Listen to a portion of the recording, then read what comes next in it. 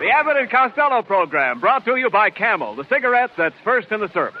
Camel stay fresh, cool smoking, and slow burning because they're packed to go around the world. Listen to the music of Freddie Rich and his orchestra, the songs of Connie Haynes. Tonight's guest, Mr. Alan Ladd, and starring Bud Abbott and Lou Costello.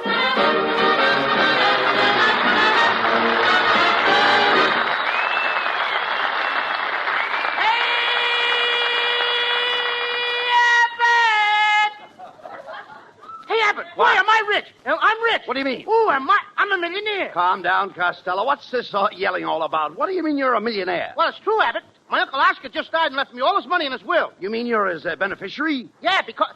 Who's what? Beneficiary. Beneficiary is the man who gets the money. Beneficiary ain't gonna get none of this money. No. My uncle left the dough to me, Abbott. How did Beneficiary get into this deal? I'll take him to court. I'll sue him. Costello, will you be quiet? Beneficiary means that you are your uncle's heir. My uncle's what? Your uncle's heir. Heir. H-E-I-R. My uncle didn't have any H-E-I-R. He was bald-headed. All right. All he had was a mustache. So what? Well, my uncle was very proud of that mustache.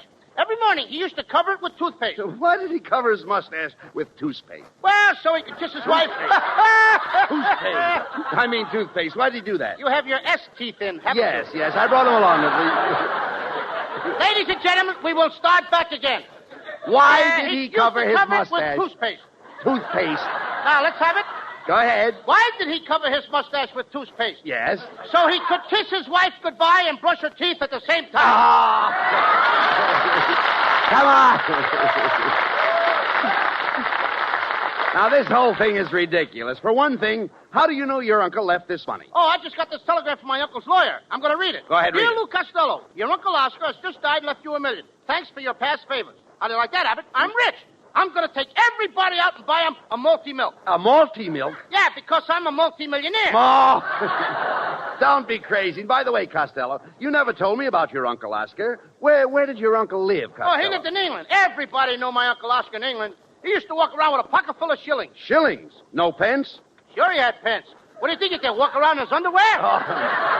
Oh, never mind. Forget your uncle's underwear, please. Oh, well, don't you think it'd be a little drafty? Now, look, Costello, now that you've inherited $1 million, what are you going to do with all that money? Well, I'm going to use half of the money to buy bonds. Swell. That's what everybody should do. That's swell. And then with the other half, I'm going to buy a radio station. You're going to buy a radio station? Yeah. You don't know anything about radio. Why, you don't even know who discovered electricity. I do, too. Mrs. Benjamin Franklin discovered electricity. Mrs. Benjamin Franklin? You mean Benjamin Franklin? No, Mrs. Benjamin Franklin. One day, she and her husband had an argument, and she said, Benjamin, go fly a kite. Oh. All right, that's enough, Costello. This whole thing is ridiculous. Well, hello, fellas. Oh, it's Ken Niles. Say, Bud, what's that fat boy looking so happy about? He looks like the cat that just swallowed a mouse. If I was a cat, you're one rat that wouldn't be. Running around loose. All right.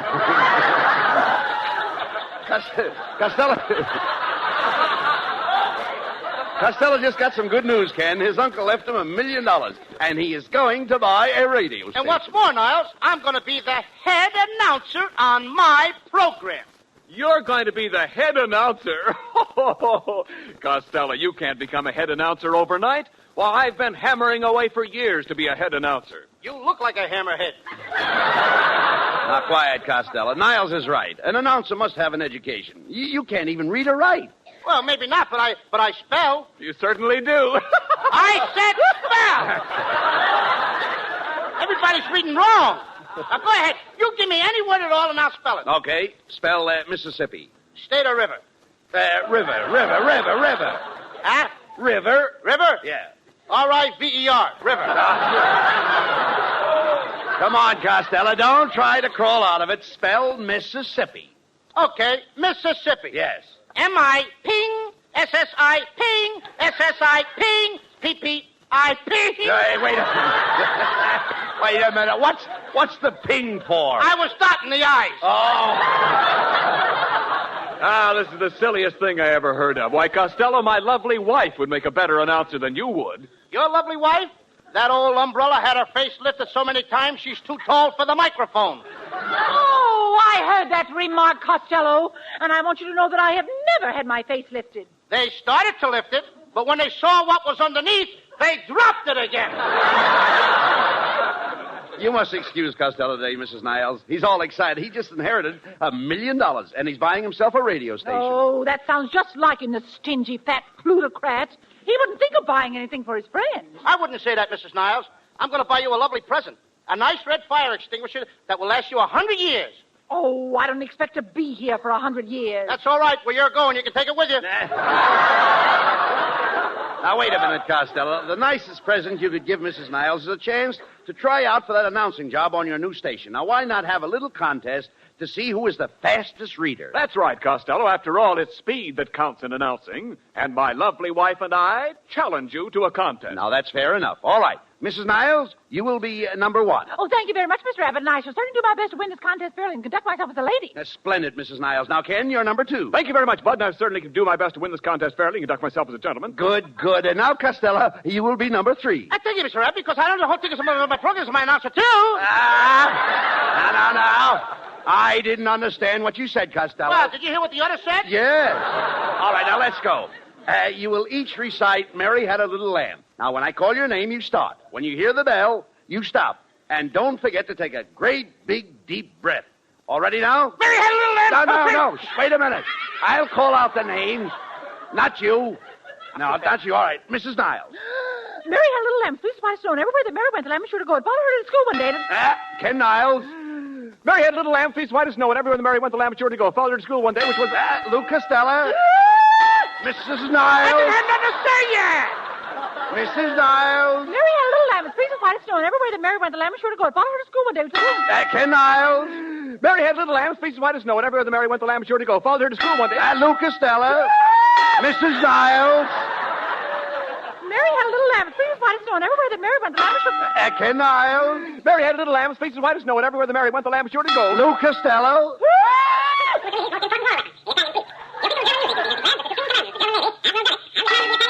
The winner, Luke Costello. Why, that's the most amazing thing I've ever heard. Oh, it's astounding. Costello, how did you ever learn to talk that fast? Oh, it's easy. I've got two tongues. You've got two tongues. Yeah, I got my own, and my father gave me his. Oh, come on. Why would your father give you his tongue? Because my mother never gave him a chance to use it.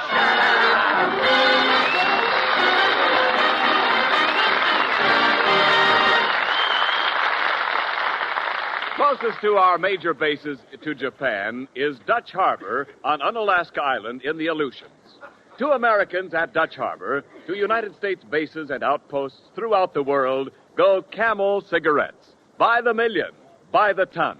For Camels are first with men in all the services according to actual sales records. And of course, fresh Camels in the Aleutians mean fresh Camels for you, too. Yes, your Camel cigarettes stay fresh, cool smoking and slow burning because they're packed to go around the world.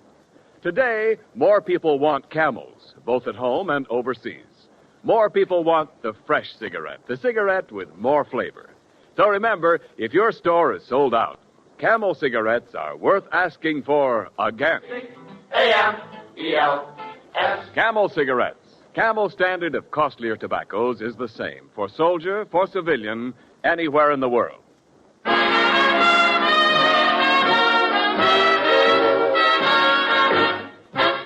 Connie Haynes sings the California novelty tune, San Fernando Valley. Oh, I'm packing my grip, and I'm leaving today, 'cause I'm taking a trip California way. I'm gonna settle down and never more roam, and make the San Fernando Valley my home.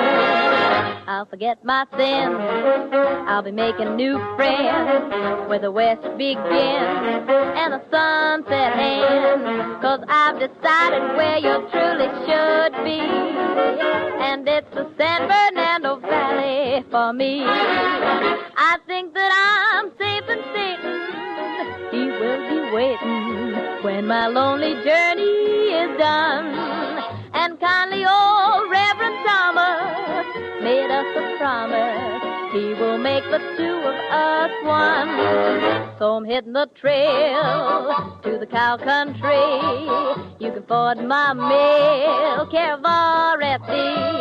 I'm gonna settle down and never more roam, and make the San Fernando Valley my home. I think that I'm safe and Satan, he will be waiting when my lonely journey is done. And then old Reverend Thomas made us a promise, he will make the two of us one. I'm in the trail to the cow country. You can forward my mail, care of RFD. I'm gonna settle down and never more roam, and make the San Fernando Valley my home.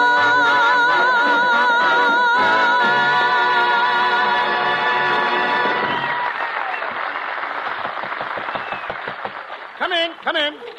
Pardon me, is this the radio station? Yeah, this is Station IOU, the voice of the creditors. I'm the owner and manager, Lou Costello, the great big fat radio maggot. My name is Pentley P. Crinklemeyer of Crinklemeyer and Ingersoll. Where's Ingersoll? He's doing time. I'm thinking of buying a program on your station. I'm in the cracker business. Ha, ha, ha. You look like the crummy type. Ha, ha, ha. Costello, take it easy. You need the business. Yes, Mr. Costello. You see, I'm a very successful man. I manufacture Crinklemeyer's crispy, crunchy, crackly, crunkly, crinkly, cratchy, critchy, coochie. I make biscuits. And you do it the hard way, too. Quiet, Costello. What kind of a program did you wish to put on, Mr. Crinklemeyer? I want a program that will sell Crinklemeyer's critchy, cratchy, crinkly, crankly, crookly, clackly, crickly, crackly, croaky, crackly. You want to sell biscuits? Young man, you took the words right out of my mouth. You mean I took the biscuits right out of your pan? That's it, young man. You make the cracks and I'll make the crackers. Ha, ha, ha. And now I'd like to have you meet a young chap who's going to help put on my program. Meet my announcer, Oliver Storchy. How do you do? Hello. This guy's a radio announcer? Well, I suppose you like your own announcers, but I thought you might like to put one more on. And he's the moron who can do it, too. All right. Let the boy read something for us, Costello. Go ahead. Let him read something. Oh, yeah, I'm wonderful. Simply marvelous. I'll get a load of this. Good evening, everybody. Hello, this is Oliver Storcheese bringing you the Crinklemeyer Cracker program from Hollywood. Ladies and gentlemen, you have just been listening to a coast-to-coast hiccup. Oh, so that's the way it is.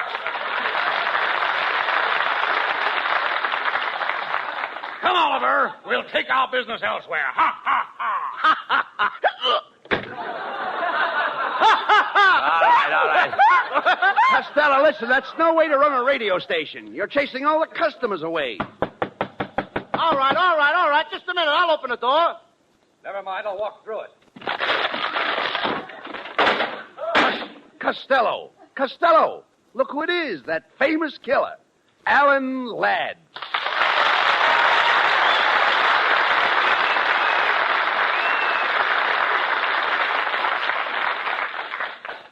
Hey, which one of you fellas is Costello? It's, the little fat one. Me. I'm Costello. Oh, you, huh? Listen, fatty, I understand you just inherited $1 million. It's all right. You got me. Go ahead. Take my money. Pull out your gun. Go ahead. Shoot me full of holes. Go on. Make me look like Swiss cheese. Go ahead. Hey, wait a minute. What are you talking about? I don't even carry a gun. Oh, gun is too noisy, huh? You got a knife. Mm-hmm. Got a knife, huh? Go ahead. Do something to me. Go on, stab me. Cut me to ribbons. I got on clean underwear. I'm ready to die. Costello, Alan Ladd doesn't want to kill you. If he does, I'll never talk to him again. Oh, look, I don't want you to die. I hope you live to be 150 years old. Oh, you want me to be an old man, 150 years old, with a beard? I'll trip over my beard, fall into the street, get run over by a truck, then you'll want to take me to a hospital. No. He wants you to be healthy so you can go to work. Oh, fine. I never met the guy before. An old man, me, 150 years old, he wants me to go to work. What does he care? Okay, don't go to work. Oh, no, he won't let me work. Wants me to starve to death. Now, look, wait a minute, please. No one wants you to starve to death. No, eat steaks. Eat big, juicy steaks. How do you like that? 150 years old, not a tooth in my head? He wants me to eat steak. Listen, Costello, if it'll make you happy, I'll carry you around in my arms. Now he's trying to make an invalid out of us. Costello, quiet. Stop all this nonsense and arguing with Alan Ladd. Give the man a chance to talk, please. Yeah, that's right, Costello. I merely heard that you were starting a radio station, and I came over for a job. You want a job in my station? Well, what would you do? Well, I always wanted to be one of those fellows who steps up to the microphone and says,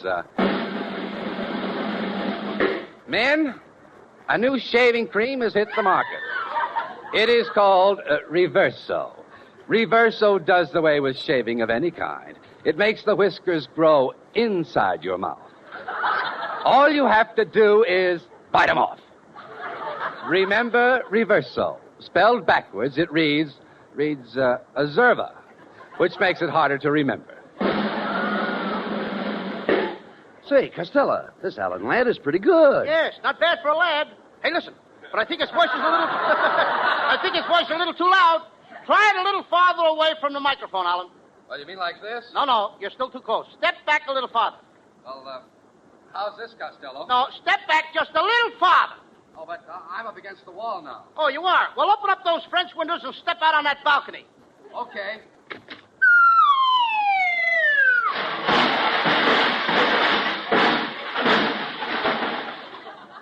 You know something, Abbott? What? We have no balcony.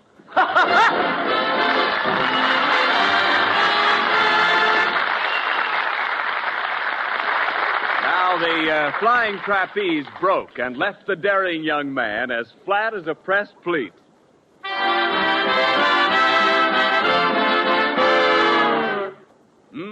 That's flat. And it can be worse in your cigarette.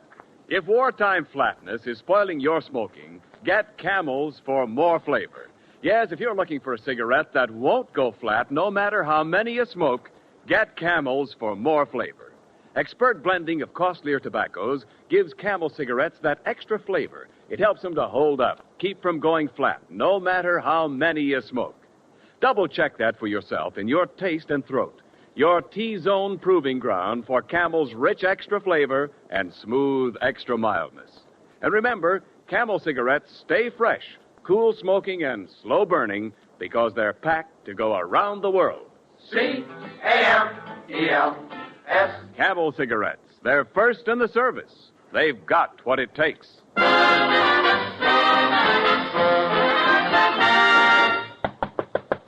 Come in.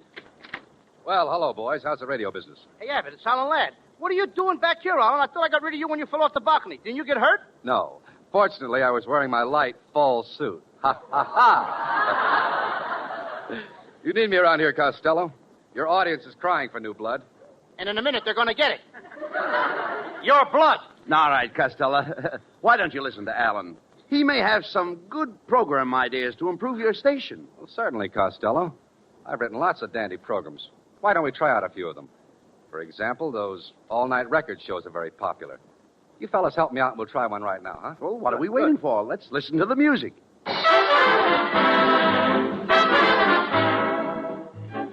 Good evening, record fans everywhere. This is Happy Alan Ladd bringing you the oldest all-night record program on the air, broadcasting since 1896, 24 years before radio. Now, that's enough talk. We start off our uninterrupted dance music with a recording of Mexicali Rose, played by Freddie Snitch and his Los Angeles River washouts. Here it is, Mexicali Rose.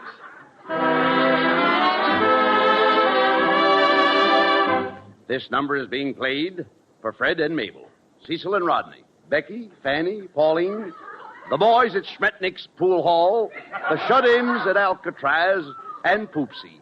I know you all want to dance, so back to the music. Attention, all men over 95. Are you taking care of your tooth? Do you use pink toothpaste to suffer from white toothbrush? When you smile, does your tooth stand out like a limer bean in a barrel of tar? Then try Dr. Fangbuster's toothpaste, the only toothpaste containing grit, sand, and gravel. To receive a free tube of this toothpaste, do not send in an empty tube. Just send in your tooth. Remember Fangbuster's toothpaste for sparkling gums. And now, back to the music.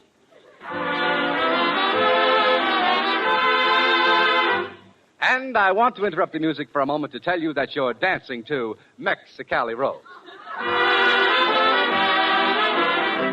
Ladies, have you tried Slicko Shellac on your floors? When you get up tomorrow, make this simple test. Put 2 drops of Slicko Shellac on your floor and rub gently for 2 days. Then put 2 more drops on your floor and rub for 3 days. Then finally 2 more drops and rub for 2 more days. And ladies, before you know it, the week is gone. And so is your floor. You have just been dancing to Mexicali Rose. Good night.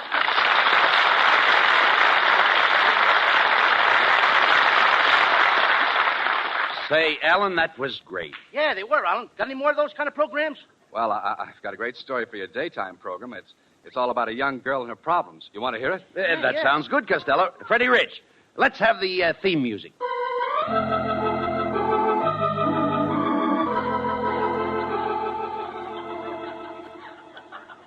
The makers of Grow Fuzz Hair Tonic present another episode in the true life story of Blossom Fink, girl street cleaner. But first, listen to what a satisfied user has to say about Grow Fuzz. Go ahead, Mr. Schnook. My wife was disappointed in me because I didn't have any hair on my chest. So I bought a bottle of Grow Fuzz. And now, after one application, you should see the hair on my chest. I don't wear a shirt anymore. I wear a fascinator.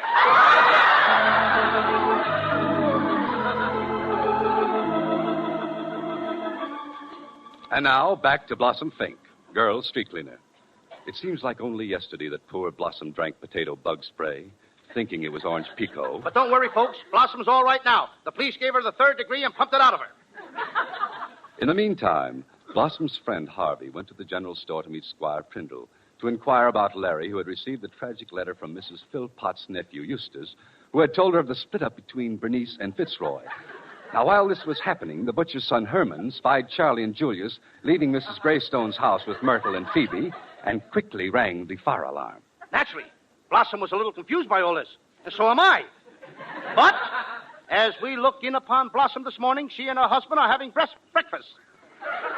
Whew, Blossom speaks. Oh, good morning, John, darling. What do you want for breakfast? Oh, dear, I'd like some coffee. Oh, but you should have milk. But I'd much rather have a coffee, dear. But you should have milk. I'd rather have coffee. No milk. No, coffee. Milk! Coffee! Tune in tomorrow. Will John have milk or coffee? And remember, friends, go to your nearest drugstore and get a bottle of Grow Fuzz Hair Tonic. Try it tonight. If you're not completely satisfied, please don't complain. You've only got one bottle. We got 1 million of them.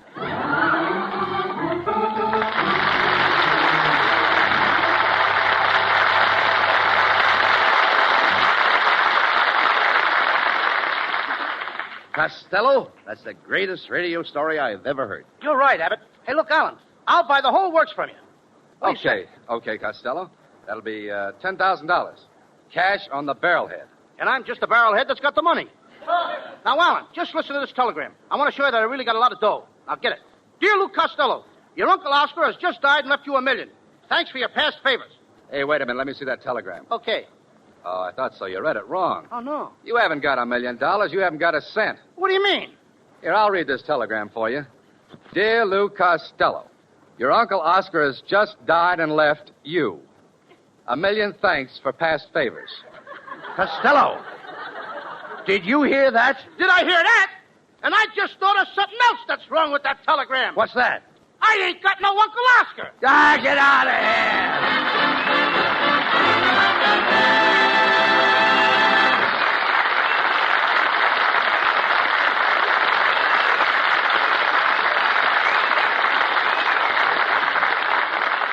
Abbott and Costello will be back in just a moment. Thanks to the Yanks of the Week.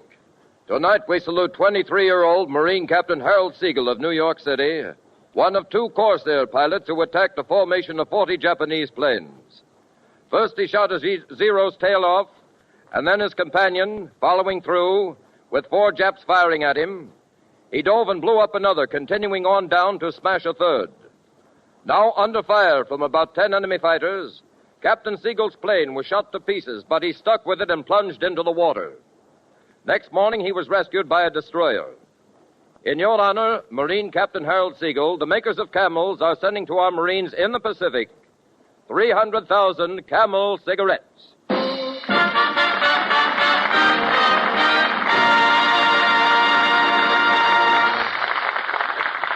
Each of the 4 Camel radio shows honors a Yank of the Week, sends 300,000 Camel cigarettes overseas, a total of more than 1 million Camels sent free each week. In this country, the traveling Camel caravans have thanked audiences of more than 3.5 million Yanks with free shows and free Camels. Camel broadcasts go out to the United States 4 times a week, a shortwave to our men overseas and to South America. Listen tomorrow to Gary Moore and Jimmy Durante. Saturday to Bob Hawke in Thanks to the Yanks. Monday to Blondie. And next Thursday to Abbott and Costello with their guests Cary Grant and Don Barclay.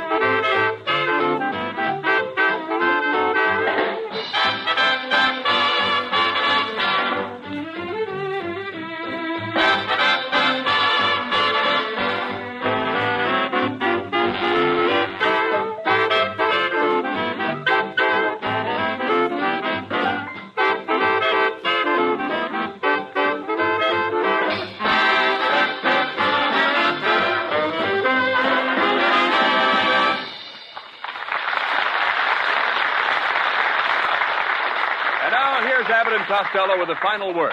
Well, Costello, we'd better start getting ready for next week's program. You know, we're going to have Cary Grant and his friend Don Barclay as our guests. Cary Grant? Mhm. You mean the big movie star? That's right, Costello. You know, Cary just returned from the South Pacific, where he entertained the soldiers. Yeah, I understand he made a lot of money on that trip. Oh, don't be silly. That's patriotic volunteer work. The Army doesn't pay him for that. He made the money off the Japs. Now, what he do had you- a great racket. What do you mean? At night, he'd hide behind a tree with a baseball bat and belt the Japs over the head. How could Cary make money that way? Easy. When the Japs came to, he'd sell them a road map. Good night, folks. Good night, everybody. Betty.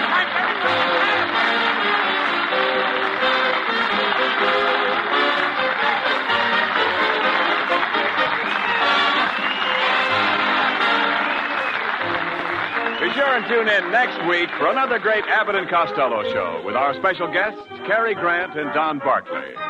Alan Ladd appeared tonight through the courtesy of Paramount Pictures, producers of The Miracle of Morgan's Creek. And remember, get Camels for more flavor. If you're looking for a cigarette that won't go flat, no matter how many you smoke, get Camels for more flavor. This is Ken Niles wishing you a very pleasant good night from Hollywood.